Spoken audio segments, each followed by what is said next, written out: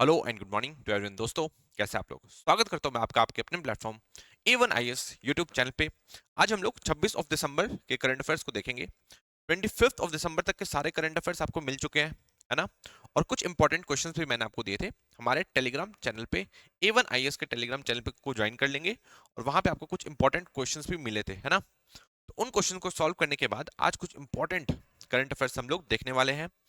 अभी रिसेंटली हमारे नए गवर्नर बन चुके हैं बिहार के, है ना? नए गवर्नर बन चुके हैं आरिफ मोहम्मद खान। उनके बारे में देखेंगे और बहुत सारी इंपॉर्टेंट चीजें देखेंगे।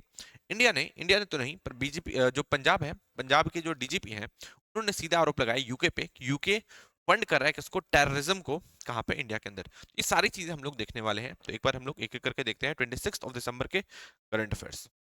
उससे पहले 25 के क्वेश्चंस देखते हैं। सारे टेलीग्राम पे अवेलेबल हैं, एक एक करके हम लोग देखने वाले हैं। फर्स्ट क्वेश्चन क्या है? Consider the following statement about headline and core inflation.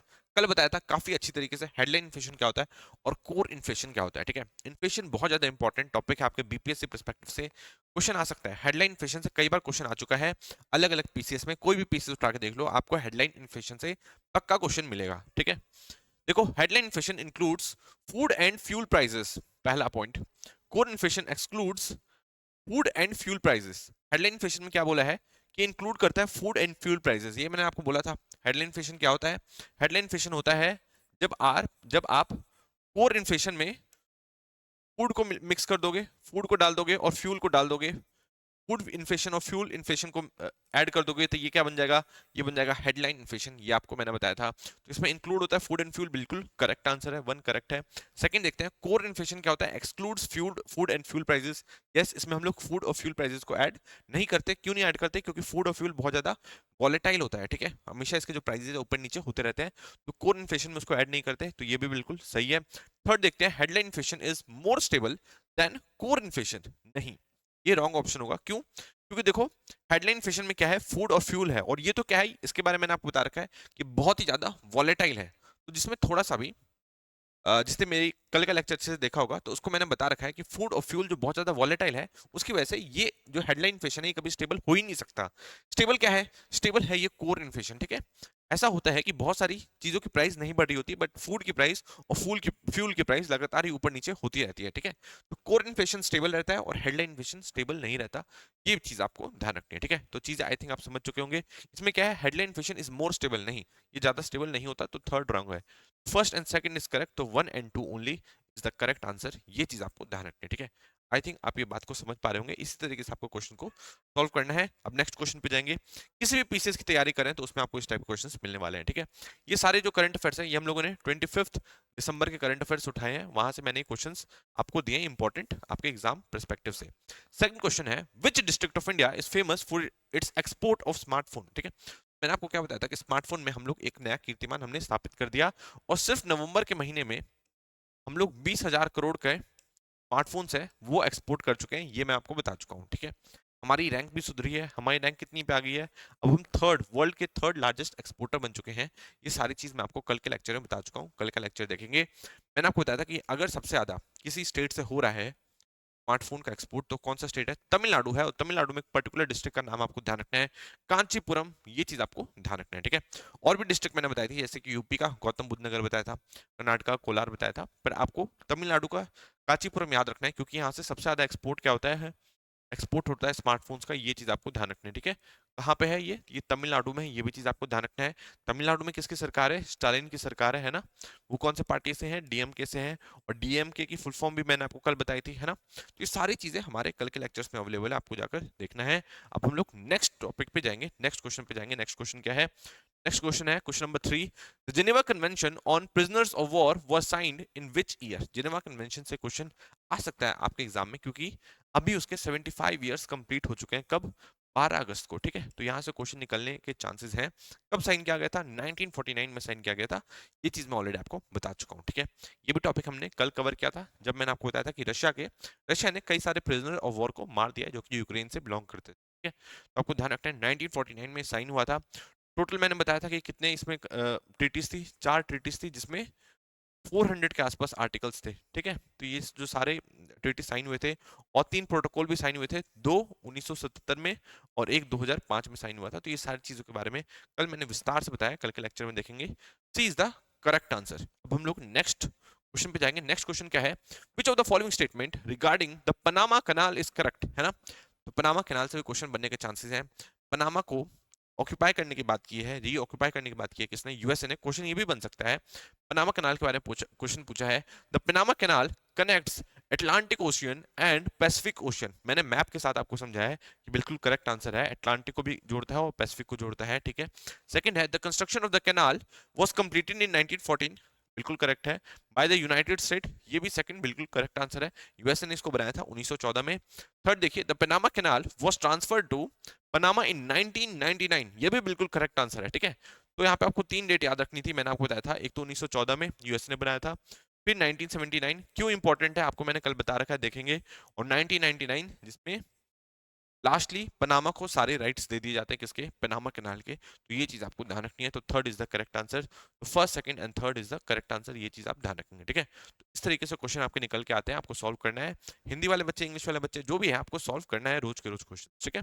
अब नेक्स्ट क्वेश्चन पे जाएंगे। नेक्स्ट क्वेश्चन क्या है, द महातारी वंदन योजना, Vandana Yojana launch by the prime minister in Chhattisgarh aims at, ठीक है। महातारी वंदन योजना किस चीज पे एम करता है, तो मैंने आपको बता रखा है कि ₹1000 per month to eligible women, providing financial aid of ₹1000 per month to eligible women. तो बिल्कुल करेक्ट है। एलिजिबिलिटी क्या है इसके लिए, 21 साल से ज्यादा होनी चाहिए, ठीक है। ये एलिजिबिलिटी होनी चाहिए, 21 साल से ज्यादा की जो भी मैरिड महिलाएं हैं उन सबको 1000 रुपए मिलते हैं, आपको ध्यान रखना है, ठीक है। Ensuring economic empowerment and financial security for women, बिल्कुल करेक्ट है। इसकी फाइनेंशियल सिक्योरिटी तो होगी वुमेन की, है ना। थर्ड क्या है, offering direct financial assistance to women above the age of 21, तो बिल्कुल करेक्ट आंसर है, मैंने आपको बताया था, ठीक है। तो first second and third is the correct answer, इसको आप टिक कर लेंगे। इस तरीके से आपके कुछ क्वेश्चंस बने थे। ये आपके सारे क्वेश्चन 25 ऑफ दिसंबर के करंट अफेयर से निकले हुए, है ना। अब हम लोग आज के करंट अफेयर्स को स्टार्ट करेंगे और फिर इसके आपको क्वेश्चंस मिलेंगे टेलीग्राम में। पहला टॉपिक क्या है, पहला जो न्यूज आ रही है, पहली न्यूज आ रही है, खेल रत्न snub, Manu Bakir hints at lapse on her part. Sports Ministry says list is not final. ठीक है, तो अभी एक कंट्रोवर्सी हो गई। कंट्रोवर्सी में आप मनु बकीर को पक्का जानते ही होंगे, है ना। वो हमारी इंडिया की स्पोर्ट्स वुमेन है, जो कि ओलंपिक्स में काफी उन्होंने शानदार प्रदर्शन किया, है ना। तो कंट्रोवर्सी क्या हुई कि अभी जो मेजर ध्यानचंद खेल रत्न अवार्ड देना है, तो उसके लिए कमेटी बैठती है, तो कमेटी सजेस्ट करती है, कुछ लिस्ट निकालती है, किस किस को दिया जा सकता है, उसमें से एक नाम चुना जाता है, ठीक है। तो कुछ जो शॉर्ट लिस्टेड नेम्स थे उसमें मनु बकीर का नाम कंसिडर ही नहीं किया गया था, ठीक है। तो इससे काफी ज्यादा कंट्रोवर्सी हो गई। इनके पिताजी है, उनका भी बयान आया, ये तो ठीक तरीका है नहीं, ठीक है। पर मनु बकीर ने फिर सारी चीजें क्लियर की कि देखो, मैं देश के लिए खेल रही थी और मेरा काम था मेडल लाना, और मैं लेकर आई हूँ, जो कि काफी अच्छी बात है। अब लोग उसको रिकॉग्नाइज करे ना करे, वो उस चीज पे ये ज्यादा ध्यान नहीं देती, प्लस उनको अवार्ड मिले ना मिले वो इस चीज पे ध्यान नहीं देती, ठीक है। फिर उन्होंने एक स्टेटमेंट में ये भी कहा कि जो गलती हुई थी, ये जो इनको शॉर्टलिस्टेड नहीं किया गया है, वो मेरी तरफ से ही हुई है, क्योंकि जो मैंने नॉमिनेशन फाइल किया उस टाइम मैंने गलत तरीके से नॉमिनेशन फाइल किया था, जो कि अब मैंने करेक्ट कर दिया है, ठीक है। और स्पोर्ट्स मिनिस्ट्री पे भी लोग सारे तंज कस रहे थे कि मनु बकीर को आपने कंसिडर नहीं किया, तो इन्होंने भी कहा कि भाई ये जो लिस्ट है ये फाइनल नहीं है, फाइनल लिस्ट हम लोग निकालेंगे, तो हो सकता है मनु बकीर का नाम उसमें कंसिडर किया जाएगा, ये चीज आप ध्यान रखेंगे, ठीक है। तो ये चीज क्लियर हो गई। मनु बकीर के बारे में पता ही है कि सिर्फ 22 साल की हैं। अभी ओलंपिक्स कहाँ पे हुआ था, तो फ्रांस में हुआ था। इनको आप नहीं पहचान रहे होंगे, इस फोटो में नहीं पहचान रहे, तो इस फोटो में पक्का पहचान जाएंगे, ठीक है। इस बार कहाँ पे हुआ है, फ्रांस में हुआ था, ऑलरेडी मैं आपको बता चुका हूँ, फ्रांस में पेरिस में होता है ओलंपिक्स, है ना। कौन सी रिवर के किनारे, इसके बारे में ऑलरेडी बात हो चुकी है हम लोग की। अब देखिए, इन्होंने एक खास तरीके का इतिहास रच दिया, आपको पता ही है। इनका पूरा नाम क्या है, इनका पूरा नाम है मनु बकीर, आपको ध्यान रखना है, ठीक है। मनु बकीर है, कहाँ से बिलोंग करती है, ये झज्जर से बिलोंग करती है, हरियाणा से, ठीक है। झज्जर से बिलोंग करेगी, झज्जर से बिलोंग करेगी, हरियाणा से, ये चीज आपको ध्यान रखना है। इन्होंने क्या किया, इन्होंने, ये एक वुमेन शूटर है, इंडिया की वुमेन शूटर है, आपको ध्यान रखना है। हो सकता है पहले इनसे पूछा जाए, आपसे पूछा जाए कि इनका गेम कौन सा है, तो आपको ध्यान रखना है। कोई हो सकता है पूछ ले कि इनका गेम रेसलिंग है या कुछ और है, ठीक है, बैडमिंटन है, तो आपको ध्यान रखना है इनका जो गेम है ये शूटिंग है। और इन्होंने खास तरीके का इस बार इतिहास रखा है, क्योंकि ये 2 मेडल लेके आई हैं सिंगल एडिशन ऑफ ओलंपिक के अंदर, ठीक है। मतलब ओलंपिक्स, एक ही ओलंपिक्स में 2-2 मेडल लेके आ गई, है ना। पहला मेडल ब्रॉन्ज मेडल और दूसरा मेडल भी ब्रॉन्ज मेडल, ये आपको ध्यान रखना है। फर्स्ट मेडल था ब्रॉन्ज मेडल, ये आपको ध्यान रखना है। और सेकंड मेडल था किसके साथ, सुरभजीत सिंह के साथ। सुरभजीत सिंह के साथ, ये आपको ध्यान रखना है। सारी चीजों को अच्छी तरीके से पढ़ते जाओ, ठीक है। सुरभजीत सिंह के साथ, और दोनों ही 10 मीटर एयर पिस्टल में है, ठीक है। 10 मीटर एयर पिस्टल में आपको ध्यान रखना है। हो सकता है 10 मीटर की जगह 50 मीटर कर दे तो गलती हो सकती है, जैसे इस बार क्वेश्चन आ रखा था, है ना। इस बार क्वेश्चन आ रखा था, जो एक अमन शरावत थे उनसे शायद क्वेश्चन था, इसमें उनका वेट पूछा था कि कौन से वेट में ये इन्होंने रेसलिंग की थी, 57 केजी उसका करेक्ट आंसर है। तो इस टाइप के क्वेश्चन आते हैं, ठीक है। तो 10 मीटर एयर पिस्टल की जगह हो सकता है 50 मीटर किया जाए तो आपको ध्यान रखना है 10 मीटर एयर पिस्टल में दोनों ही ब्रॉन्ज मेडल लेके आई हैं, ये आपको ध्यान रखना है, ठीक है। पहला जो ब्रॉन्ज मेडल है इन्होंने अकेले जीता, सेकंड जो ब्रॉन्ज मेडल है वो उन्होंने सुरभजीत सिंह के साथ जीता है, ये आपको ध्यान रखना है 10 मीटर एयर पिस्टल में। आई थिंक आप ये सारी चीज समझ पा रहे होंगे, ठीक है। तो आपको ध्यान रखना है, हो सकता है क्वेश्चन आए कि पहला इन्होंने 10 मीटर में जीता और दूसरा 50 मीटर में, तो आपको ध्यान रखना है नहीं, दोनों ही 10 मीटर में और दोनों ही ब्रॉन्ज जीते हैं, ये आप ध्यान रखेंगे। सुरभजीत सिंह भी कहाँ से बिलोंग करते हैं, ये भी अंबाला से बिलोंग करते हैं, हरियाणा से ही बिलोंग करते हैं, ये चीज आपको ध्यान रखना है, ठीक है। तो ये सारी चीजों को आप कंसिडर करते हुए चलो। जो मनु बघेल है, शूटिंग में ये मेडल लेके आई हैं, शूटिंग में लेके आई है मेडल, और शूटिंग में मेडल इस बार ओलंपिक्स का हमारा करीब 12 साल बाद आ रहा है, आपको ध्यान रखना है। जो लास्ट मेडल आया था लंदन में आया था, जो कि 2012 में जो ओलंपिक्स हुआ था लंदन में, उसमें हमारा लास्ट शूटिंग में मेडल आया था, और उसके बाद अब आ रहा है, ये आपको ध्यान रखना है, ठीक है। ये फर्स्ट इंडियन वुमेन है, इसके साथ इसके बारे में आप ये भी देख लेंगे, ये फर्स्ट इंडियन वुमेन है जो कि एक ही एडिशन ऑफ ओलंपिक्स में 2 मेडल लेके आई हैं, आपको ध्यान रखना है, ठीक है। मतलब ओलंपिक्स, फ्रांस को ओलंपिक्स में 2-2 मेडल लेके आई हैं, ये करने वाली ये इंडिया की पहली वुमेन है, ये आपको ध्यान रखना है, ठीक है। तो मनु बघेल के बारे में आप ध्यान रखेंगे, ज्यादा उम्र नहीं है इनकी, सिर्फ 22-23 साल की उम्र है, उन्होंने ये कारनामा करके दिखाया। मनु बघेल के बारे में हमारी तरफ से उनको सल्यूट है। और अब इनका नाम कंसिडर भी किया जाएगा, हो सकता है जो फाइनल लिस्ट निकलेगी मेजर ध्यानचंद खेल रत्न अवार्ड की, तो उसमें हो सकता है इनका नाम कंसिडर किया जाएगा, ये आपको ध्यान रखना है, ठीक है। मेजर ध्यानचंद खेल रत्न अवार्ड, इनके बारे में तो आप जानते होंगे, है ना। इसका नाम अभी चेंज कर दिया गया था, तो मेजर ध्यानचंद ये कौन थे, इनके बारे में आप मुझे नीचे कमेंट सेक्शन में बताएंगे, ठीक है। ये कौन सा मिनिस्ट्री देती है, तो ये स्पोर्ट्स मिनिस्ट्री देती है, यूथ मिनिस्ट्री देती है, आपको ध्यान रखना है, ministry of youth affairs and sports देती है, ये आप ध्यान रखेंगे। इसके बारे में आप थोड़ी चीज आपको जाननी होगी कि इस अवार्ड के साथ क्या क्या मिलता है। ये है सुरभजीत सिंह, आप पहले देख लो, ये है सुरभजीत सिंह, और ये भी हरियाणा से बिलोंग करते हैं। 10 मीटर एयर पिस्टल में मनु बघेल के साथ मेडल लेके आए हैं, ये चीज आप ध्यान रखेंगे, ठीक है। इसके साथ क्या क्या मिलता है इनको एक बार देख लेंगे। पहली बात तो एक व्यक्ति को 2 बार अवार्ड नहीं मिल सकता, आपको ध्यान रखना है। अगर एक बार वो अच्छा प्रदर्शन करते हैं, या जब भी प्रदर्शन करते हैं और सरकार को लगता है कि इन्होंने काफी अच्छा प्रदर्शन किया और उनको मेडल दे दिया जाता है, तो ऐसा नहीं कि दोबारा इन्होंने काफी शानदार प्रदर्शन किया तो दोबारा मेडल मिल जाएगा, ये चीज आपको ध्यान रखना है। क्वेश्चन ऐसे बन के निकल के आ सकता है, तो आपको ध्यान रखना है कि एक मेडल एक से ज्यादा बार नहीं दिया जा सकता, ये चीज आपको ध्यान रखना है, ठीक है। ये जो मेडल है, ये जो अवार्ड है, ये अगर व्यक्ति उसकी मृत्यु हो जाती है तो उसके बाद भी दिया जा सकता है, ये भी चीज आप ध्यान रखेंगे। इस मेडल के साथ आपको 25 लाख रुपए मिलते हैं, जो कि टैक्सेबल नहीं है, ये टैक्सेबल नहीं है, ये नॉन टैक्सेबल आप कर लेना। हो सकता है ऑप्शन में आ जाए, या तो 25 लाख की जगह 10 लाख कर देगा, या 25 लाख की जगह बोला जाएगा 25 लाख टैक्सेबल इनकम है, तो आपको ध्यान रखना है टैक्सेबल नहीं है। प्लस इसके साथ सर्टिफिकेट ऑफ ऑनर मिलता है और एक मेडल भी मिलता है, ये आपको ध्यान रखना है, ठीक है। आई थिंक आप ये सारी चीज समझ पा रहे होंगे, मेजर ध्यानचंद खेल रत्न अवार्ड के बारे में, मनु बघेल के बारे में सारी चीजें समझ चुके होंगे। इस बार का जो हमारा ओलंपिक्स था, ज्यादा अच्छा परफॉर्मेंस हमने नहीं किया, पैरालंपिक्स में हमने काफी अच्छा परफॉर्मेंस किया था। पैरालंपिक्स भी ऑब्वियसली फ्रांस में ही होता है, जो ओलंपिक्स कराएगी वही पैरा गेम्स भी कराती है, पैरा ओलंपिक्स भी कराती है, ये चीज आपको ध्यान रखनी है, ठीक है। तो ये सारी चीज आप कंसिडर करते हुए चलेंगे। और इसमें आपको क्या जानना है, इस बार का जो हमारा ओलंपिक्स था, उसमें जो पहला मेडल था वो मनु बघेल के नाम से ही है, आपको ध्यान रखना है। पहला मेडल मनु बघेल जीत के आई थी। ब्रॉन्ज मेडल आपको ध्यान रखना है, इस बार हमारा एक भी गोल्ड नहीं है और सिर्फ एक सिल्वर है, ये सारी चीज आपको ध्यान रखनी है, ठीक है। तो ये चीजें क्लियर हो गई। अब हम लोग अपने नेक्स्ट टॉपिक पे चलेंगे। जो नेक्स्ट न्यूज निकल के आ रही है, 5 सोल्जर्स किल्ड, किल्ड की जगह भाई मर्टायर्ड कर देना, ठीक है, क्योंकि a soldier is never of duty, ये तो सबको पता ही है ना। तो जो 5 सोल्जर्स हैं वो मर्टायर्ड हो गए, क्योंकि उनकी जो गाड़ी है वो इस तरीके से गिर गई थी खाई के अंदर, आपको ध्यान रखना है।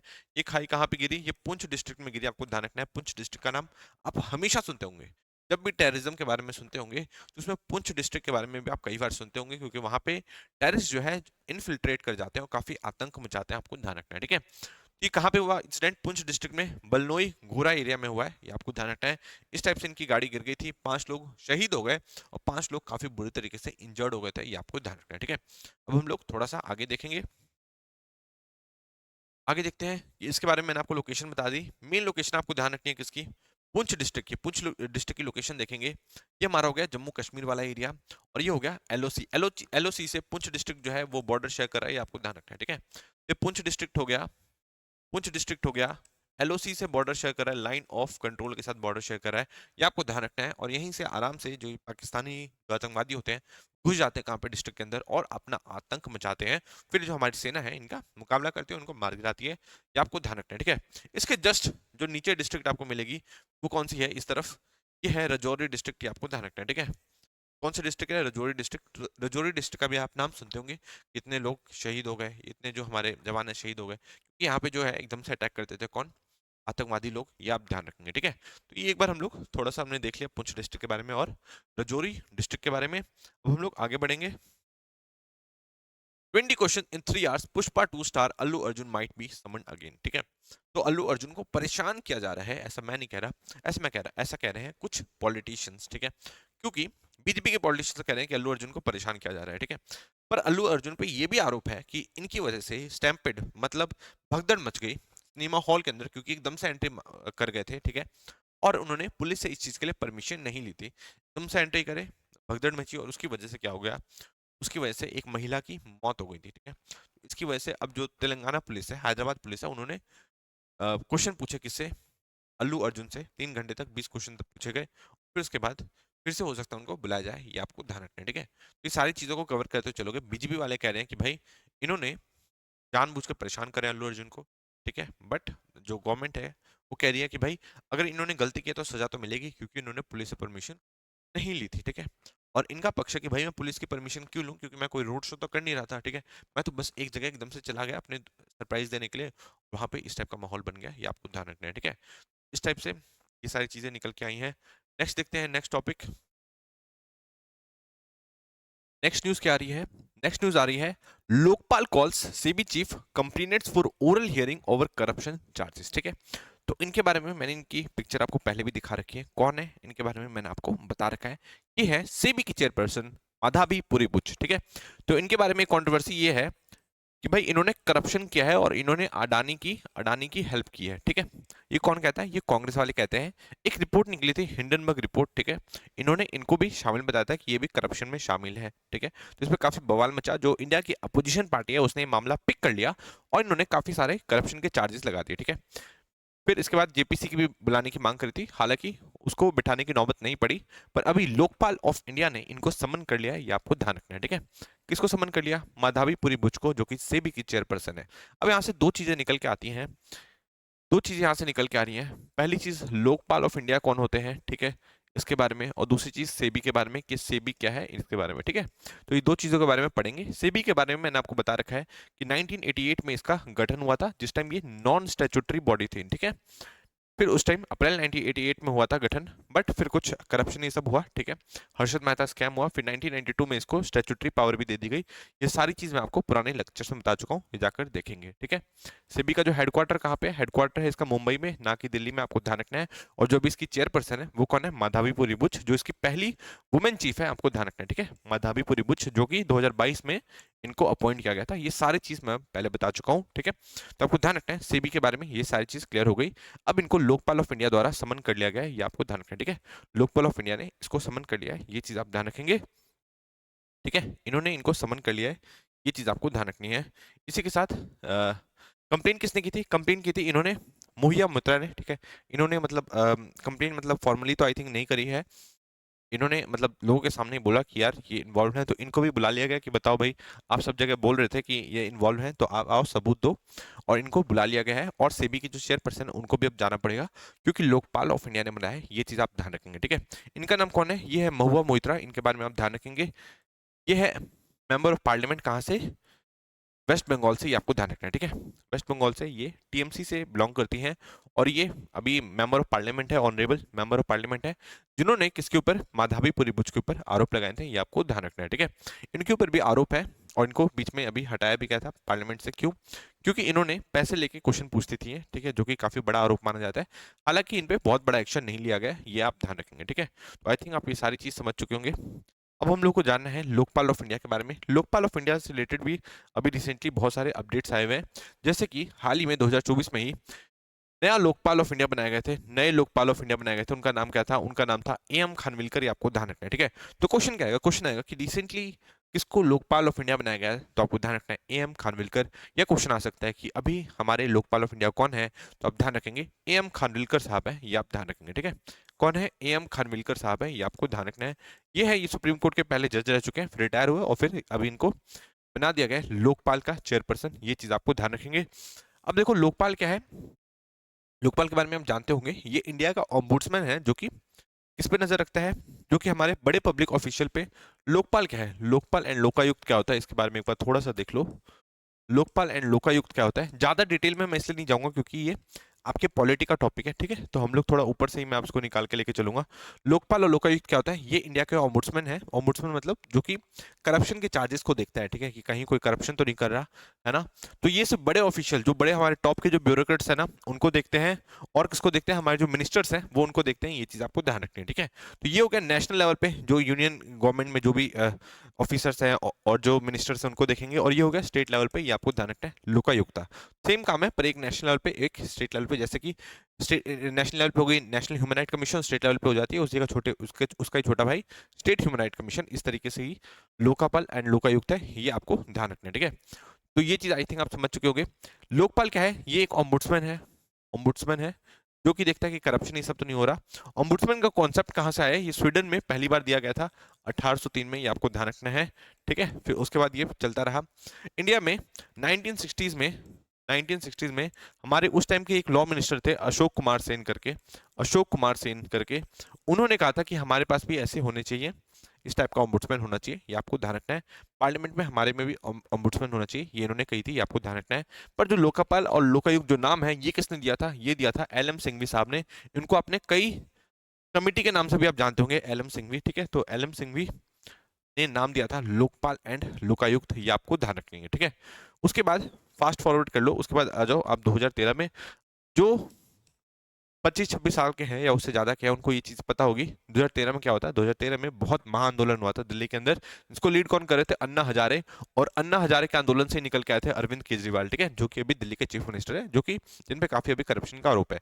तो ये सारे क्या कर रहे थे, ये सारे के सारे करप्शन से लड़ रहे थे, ये आपको ध्यान रखना है 2013 के अंदर, ये चीज आप ध्यान रखेंगे, ठीक है।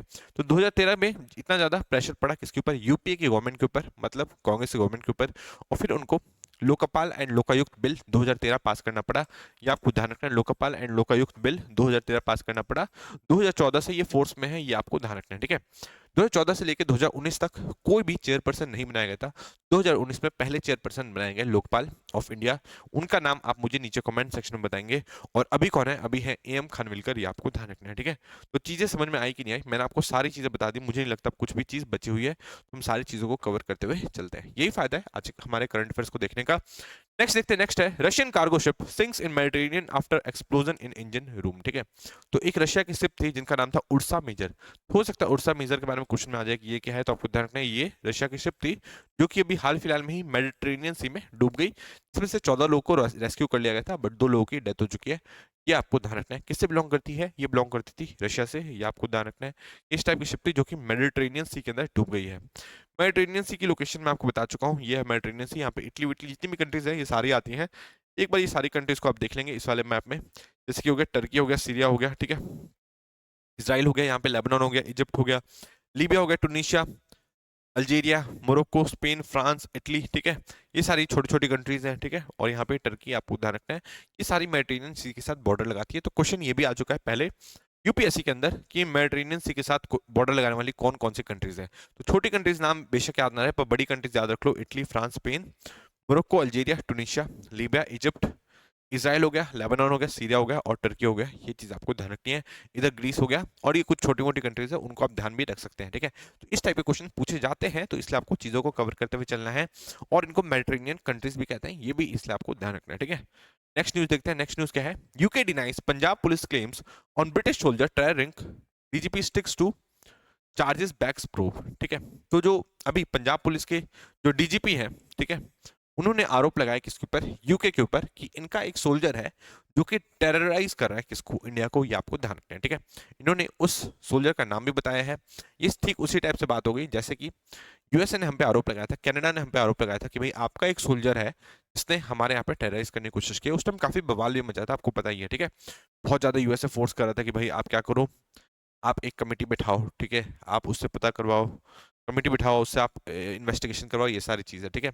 यूके ने भी सेम काम किया। यूके ने सीधा डिनाई कर दिया कि भाई ऐसा कोई भी नहीं है, ऐसा हमारे डिफेंस फोर्स में भी इस नाम का कोई भी व्यक्ति नहीं है। ये सारी चीज डिनाई कर दी गई है किसके द्वारा? यूके के द्वारा, ठीक है। इंडिया और यूके में फर्क इतना ही है कि हमारे पास उतना तगड़ा मीडिया नहीं है जितना यूके के पास है, जैसे कि बीबीसी है ना, बहुत सारे उनके न्यूज चैनल्स हैं जो कि यूके का पर्सपेक्टिव और वेस्ट का पर्सपेक्टिव रखते हैं, है ना। इंडिया का पर्सपेक्टिव रखने के लिए कोई भी ग्लोबल चैनल नहीं होने की वजह से हम लोग के साथ प्रॉब्लम हो जाती है, ये चीज आपको ध्यान रखनी है, ठीक है।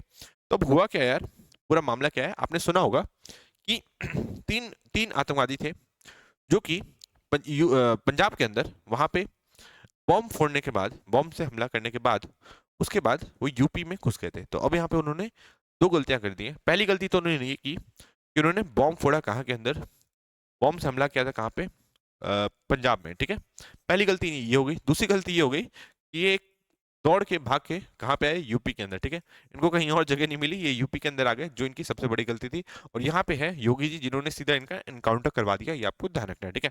तो पंजाब पुलिस और यूपी पुलिस ने मिलकर ये ऑपरेशन करा और इन तीनों को मौत के घाट उतार दिया गया पीलीभीत वाले एरिया में, ये आपको ध्यान रखना है। पीलीभीत एरिया में ठीक ठाक सिख पॉपुलेशन है, आपको ध्यान रखना। तो ये वहीं पे पता नहीं क्यों घुस गए थे, उनको लग रहा था कि हो सकता है वहां से सपोर्ट मिलेगा, बट वहां पे इनका इनकाउंटर हो गया, ये आपको ध्यान रखना है, ठीक है।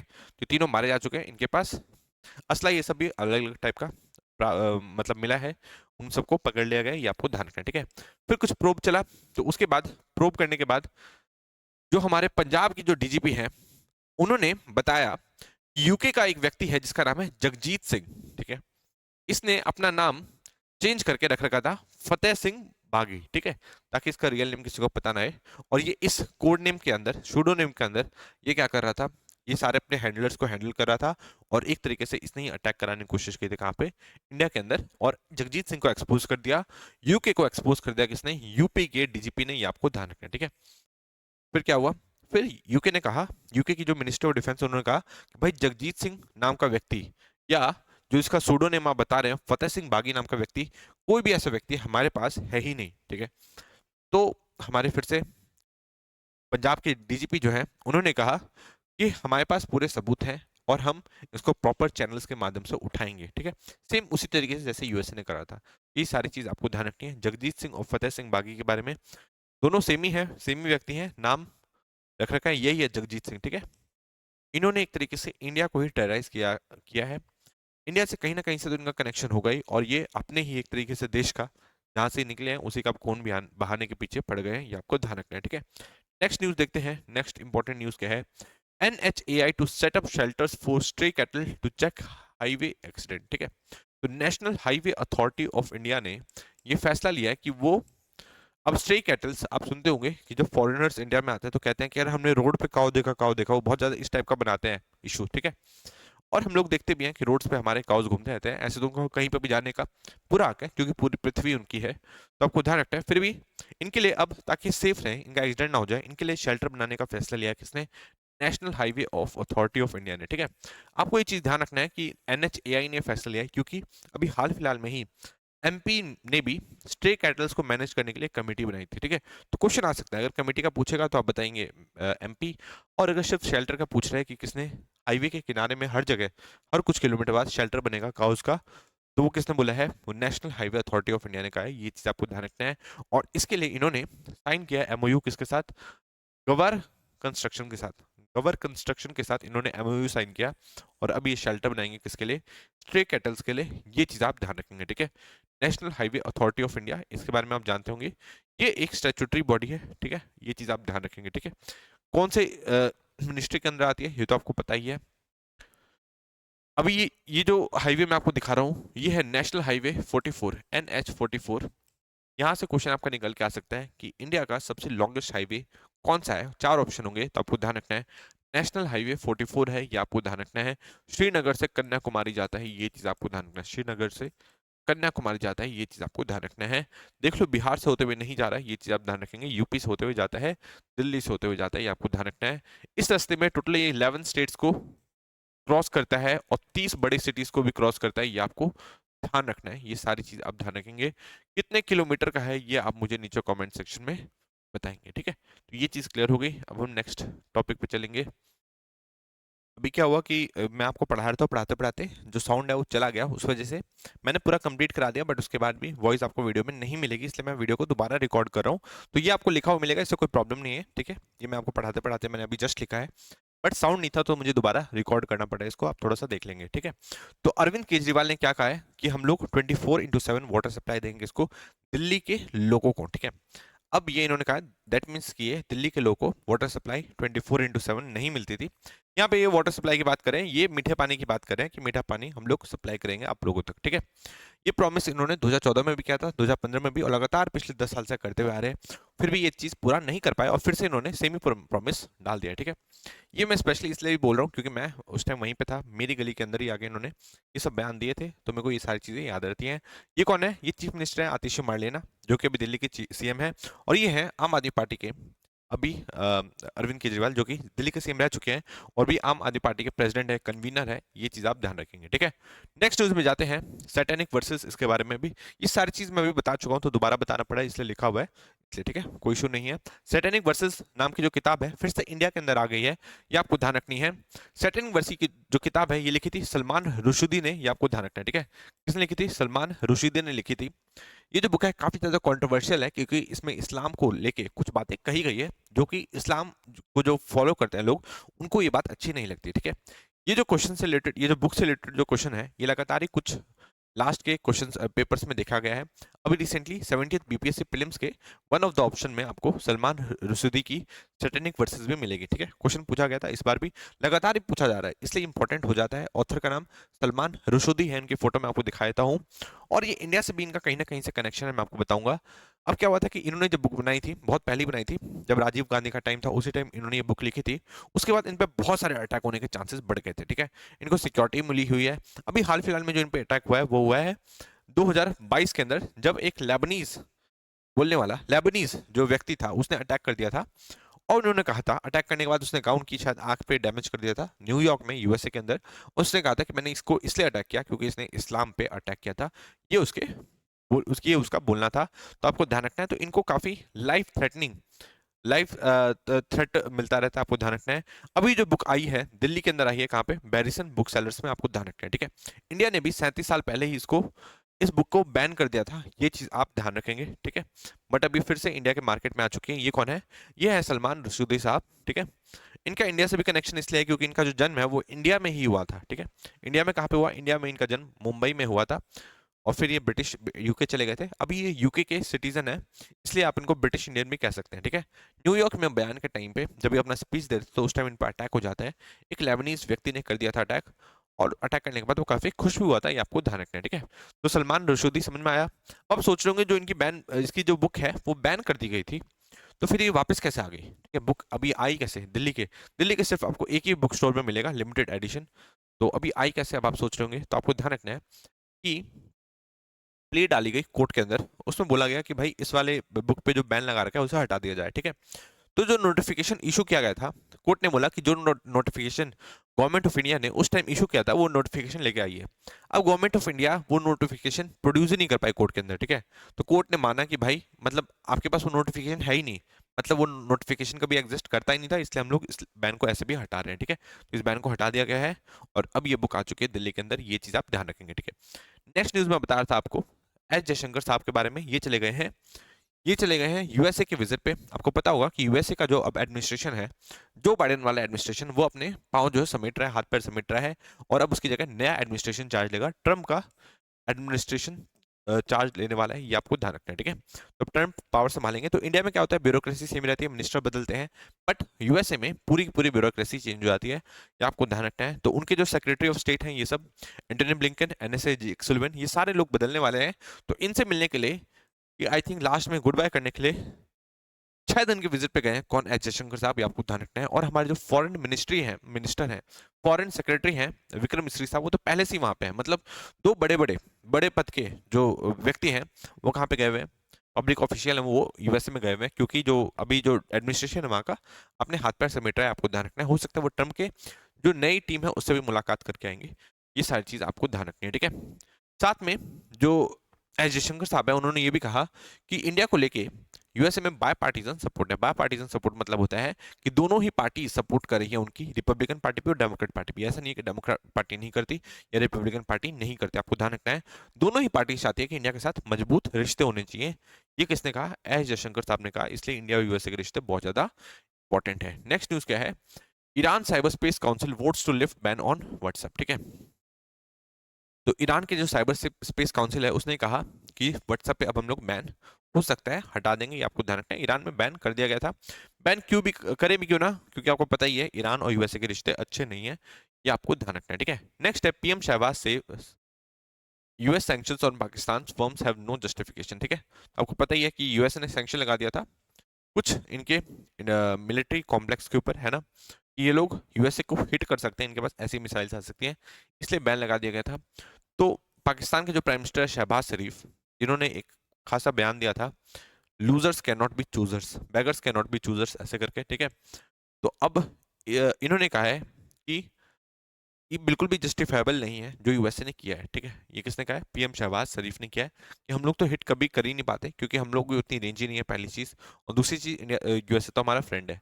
नेक्स्ट देखिए कि साउथ कोरिया की जो पॉपुलेशन है उसको सुपर एज्ड सोसाइटी कहा जा रहा है। ठीक है, इसके बारे में ये भी न्यूज में आई है। इसके जो प्रेसिडेंट उनका नाम तो मैं ऑलरेडी बता चुका हूँ। इसके बारे में ये भी न्यूज में आई थी, इस बार 2024 के यूपीएससी पेपर में पूछा गया था कि अभी कौन से जो कंट्रीज हैं उनकी जो पॉपुलेशन है वो एकदम डिक्लाइनिंग पे क्रैश हो रही है, तो उसमें से साउथ कोरिया भी एक पॉपुलेशन था, ये आपको ध्यान रखना है। ठीक है, साउथ कोरिया की जो पॉपुलेशन है वो लगातार क्रैश होती जा रही है। नेक्स्ट न्यूज देखेंगे। नेक्स्ट है आकाशा एयर को फाइन कर दिया गया है 10 लाख रुपए का, किसके द्वारा? डीजीसीए द्वारा, ये आपको ध्यान रखना है। डीजीसीए एक एजेंसी है किसकी? मिनिस्ट्री ऑफ सिविल एविएशन की, और ये इसका हेडक्वार्टर कहाँ पे है?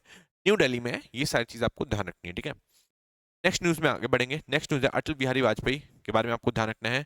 गुड गवर्नेंस डे, जिस दिन इनका जन्म हुआ था उसको हम लोग गुड गवर्नेंस डे के तौर पे मनाते हैं 25 दिसंबर को, ये आपको ध्यान रखना है। ठीक है, तो 25 दिसंबर में अब इनकी 100वीं बर्थ एनिवर्सरी बनाई गई, आपको ध्यान रखना है, कल के दिन 100 साल की इनकी 100वीं बर्थ एनिवर्सरी बनाई गई, और इस दिन हम लोग गुड गवर्नेंस डे भी मनाते हैं, 2014 से लगातार बनाते हुए आ रहे हैं, और ये इंडिया का प्राइम मिनिस्टर भी रह चुके हैं, ये आपको पता ही है। ठीक है, कितनी बार प्राइम मिनिस्टर रहे हैं ये आप मुझे नीचे कमेंट सेक्शन में बताएंगे। नेक्स्ट टाइम देखेंगे, नेक्स्ट क्वेश्चन देखेंगे। Selection process of the NHRC chief was a fundamentally flawed and pre determined exercise. ठीक है, तो आपको पता है कि ये कौन है? ये है राहुल गांधी जी। दो इंपॉर्टेंट पर्सनैलिटी, वो है मल्लिकार्जुन खड़गे जी। ठीक है, ये है leader of opposition in Lok Sabha, और ये है मल्लिकार्जुन खड़गे जो कि लीडर ऑफ अपोजिशन इन राज्यसभा है, ये आपको ध्यान रखना है। ठीक है, तो अब ये दोनों ही एक कमेटी के अंदर थे, जिस कमेटी को चुनना था एनएचआरसी का चीफ, एनएचआरसी के चेयरपर्सन को। ठीक है, तो एनएचआरसी के चेयरपर्सन को बनाने के लिए कमेटी बैठती है जो कि चूज करती है कि एनएचआरसी के चेयरपर्सन कौन होंगे, ये आपको ध्यान रखना है। ठीक है, तो भी हाल फिलहाल में ही एनएचआरसी के चेयरपर्सन को बनाया गया है जो कि बने हैं वी रामा सुब्रमण्यन, ये आपको ध्यान रखना है। तो वी रामा सुब्रमण्यन नए चेयरपर्सन बन गए किसके? नेशनल ह्यूमन राइट कमीशन के, ये आपको ध्यान रखना है। ठीक है, अब राहुल गांधी जी और मल्लिकार्जुन खड़गे ने कहा कि हम लोगों ने तो किसी और को ही चूज किया था, बट बनाया किसी और को गया। ठीक है, क्योंकि कमेटी में जिसको ज्यादा वोट मिलेंगे उसको बनाना चाहिए, तो इन्होंने बोला कि कमेटी बेकार है, कमेटी में अपोजिशन से कम लोग हैं और जो सत्ता पक्ष है उससे ज्यादा लोग होते हैं, तो ये बिल्कुल गलत बात है। ठीक है, तो इन्होंने नाम सुझाया था रोहिंटन फली नरीमन का और जस्टिस कुटियल मैथ्यू का। रोहिंटन फली नरीमन पारसी कम्युनिटी से बिलोंग करते हैं, और कुटियल मैथ्यू ये बिलोंग करते हैं क्रिश्चियनिटी को फॉलो करते हैं, आपको ध्यान रखना है। तो ये चाहते थे कि जो कमीशन है उसमें इंक्लूसिविटी आनी चाहिए, हर धर्म के लोग होने चाहिए, तो इसलिए ये इनको चेयरपर्सन बनाना चाहते थे, बट इनके हिसाब से चेयरपर्सन नहीं बना, तो इन्होंने बवाल खड़ा कर दिया है, ये आपको ध्यान रखना है। ठीक है, नेशनल ह्यूमन राइट कमीशन क्या है? ये एक स्टैट्यूटरी बॉडी है, इसके चेयरपर्सन को चूज करने के लिए कमेटी बैठती है जिसको हेड कौन करता है? Prime minister of India head करेंगे। कौन कौन होते हैं उसमें? प्राइम मिनिस्टर रहेंगे पहले तो, फिर रहेंगे लीडर ऑफ अपोजिशन। ठीक है, leader of opposition in Lok Sabha भी और राज्यसभा भी, मतलब 3 लोग तो ये हो गए। फिर रहेंगे स्पीकर, स्पीकर कौन है? अभी हमारे ओम बिरला जी। और फिर होंगे ये धनखड़, जो हमारे डिप्टी चेयरमैन ऑफ राज्यसभा हैं। और फिर यूनियन होम मिनिस्टर, ये कौन है? अमित शाह जी, ये आपको ध्यान रखना है। ठीक है, ये सारे नाम आपको ध्यान रखने होंगे, deputy chairman of Rajya Sabha, speaker of Lok Sabha, union home minister, leader of opposition in Lok Sabha as well as Rajya Sabha, and prime minister of India, ये आपको ध्यान रखना है। ठीक है, नेक्स्ट है बीएसएफ के अभी जो चीफ है जिनका नाम है दलजीत सिंह चौधरी, इन्होंने क्या कहा है? इन्होंने कहा कि भाई आप लोग बोलते हो कि ये इन्फिल्ट्रेट करके आतंकवादी आ रहे हैं या लोग आ रहे हैं, ठीक है, गलत तरीके से। हाँ बिल्कुल आ रहे हैं, बट ऐसा नहीं है कि जितना भी हमारा बॉर्डर है जो कि अनफेंस्ड है वहाँ हर जगह सारे हैं, ऐसा बिल्कुल भी नहीं है। ठीक है, बहुत सारा अनफेस्ट वाला एरिया है, वहाँ से बहुत सारी रिवर्स गुजरती है, इसलिए वहाँ से उनका आना पॉसिबल नहीं है। ज़्यादातर जो लोग आ रहे हैं वो आ रहे हैं वेस्ट बंगाल से। वेस्ट बंगाल में भी इसलिए क्योंकि जो वेस्ट बंगाल की गवर्नमेंट है उन्होंने स्टेट का जो लैंड का एक्विजिशन करना था उसे करने में बहुत ज़्यादा देरी कर दी है, बहुत ज़्यादा लेट कर दिया। उस वजह से बहुत सारे जो लोग हैं वो आ जाते हैं, आपको ध्यान रखना है। इनका नाम है दलजीत सिंह चौधरी, ये आप ध्यान रखेंगे। दलजीत सिंह चौधरी का अभी रिसेंटली अपॉइंटमेंट हुआ है, इसलिए आपको इनका नाम ध्यान रखना है, ठीक है। तो आई थिंक आप ये सारी चीज़ों को समझ पा रहे होंगे। अब हम लोग नेक्स्ट आगे बढ़ेंगे।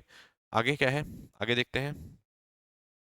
नेक्स्ट न्यूज़ है, जेडीयू ने बीजेपी को डिफेंड किया है उनके पूर्वांचली वाले बयान पे, ठीक है। तो आपको पता होगा पूर्वांचली वाले बयान इन्होंने तो नहीं दिया, बीजेपी ने तो नहीं दिया, आम आदमी पार्टी ने दिया था। क्योंकि बीजेपी वाले बोल रहे थे, क्योंकि हम लोग जितनी भी जो सरकारें हैं ज़्यादातर बोल रही हैं जो भी रोहिंग्या है हम उनको अब ढूंढ ढूंढ के निकाल के बाहर फेंकेंगे। जो भी बांग्लादेश से और पाकिस्तान से जो इलीगल इमिग्रेंट आ रखे हैं उन सबको हम लोग फेंकने वाले हैं। किसने कहा था? बीजेपी लोगों ने कहा था, ठीक है। तो अभी जो आम आदमी पार्टी के जो एक एमपी हैं संजय जी, उन्होंने कहा कि ये सारे जो हमारे भाई हैं ये पूर्वांचल के हैं, ये तो बीजेपी, ये तो रोहिंग्या है ही नहीं, ठीक है। इस बात पे काफी बखेड़ा खड़ा हो गया था। तो जेडीयू भी इसमें बीजेपी को ही सपोर्ट करे, आपको ध्यान रखना है। ऑब्वियसली सबको ही सपोर्ट करना चाहिए कि जो बाहर के इलीगल इमिग्रेंट है सबको बाहर निकालना चाहिए, और सारी गवर्नमेंट कर भी रही है, कर्नाटक की गवर्नमेंट भी करी है, तमिलनाडु भी लगा हुआ है, गुजरात भी लगा हुआ है, सारे स्टेट वाले जो है लगे हुए हैं, ठीक है। नेक्स्ट है, जो सीरिया के जो रिबेल ग्रुप के जो मेंबर्स थे अब वो वहाँ की मिलिट्री ज्वाइन कर रहे हैं, ये आपको ध्यान रखना है, ठीक है। सीरिया के जो रिबेल ग्रुप्स हैं उनको यूएसए का सपोर्ट प्राप्त है, ये भी आप ध्यान रखेंगे, और ये बात उन्होंने एक्सेप्ट भी करी है। इसी के साथ आज की वीडियो को समाप्त करते हैं। Thank you so much.